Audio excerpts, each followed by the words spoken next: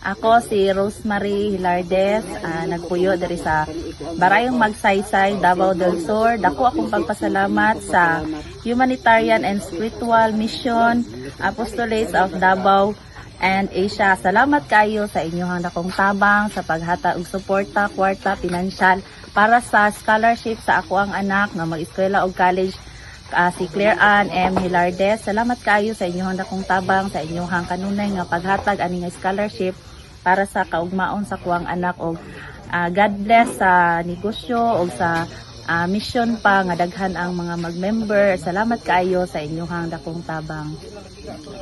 Good evening, I am Pamela C. Pandoy, 19 years old from Kaputian, Malalag, Davao del Sur, studied at the University of Mindanao, Digos College. Dako akong pasalamat sa Spiritual Humanitarian Mission sa ilang gihatag ng scholarship. Dako kini og tabang sa kuang pamilya, labaw na sa kuang pag-eskwela. Thank you and God bless.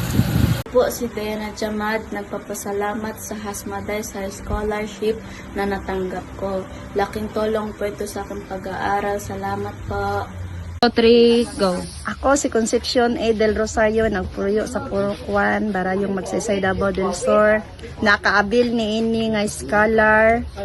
Ang akong anak si Harlem A. Del Rosario Jr. nag-eskwela sa University of Mindanao, Bansalan College, BS Criminology.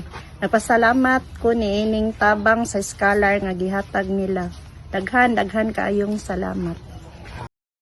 ODI si John Mark Generalaw, nakapuyo sa Jensen o nag-eskwela sa Adventist College of Technology ng Asa Tupi. Nagpasalamat kay nakaabil ko sa scholarship program sa Humanitarian and Spiritual Mission. Daghan kayong salamat.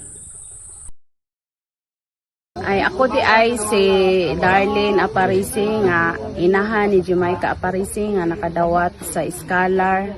Salamat kayo sa inyong pagsuporta ug unta daghan pa ang matabangan nga sa pag-eskwela nga makalampos ang mga bata sa scholar nga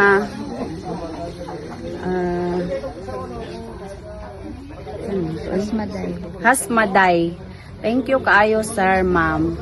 Hello, good morning. Ako po si Roxanne S. Hamog, a grade 12 student of Mindanao State University, Tawi-Tawi, College of Technology and Oceanography, located at Sibuto, Tawi-Tawi. Ako po ay magpasalamat sa Hasmaday Foundation. Ako po ay nakaabil ng scholarship program. Ngayon po, October 2, 2023, natanggap ko na po ang Educational Cash Assistance ko po mula sa Hasmaday Foundation. Malaking tulong na po ito sa akin bilang isang estudyante. Maraming salamat po. Long life Hasmaday Foundation.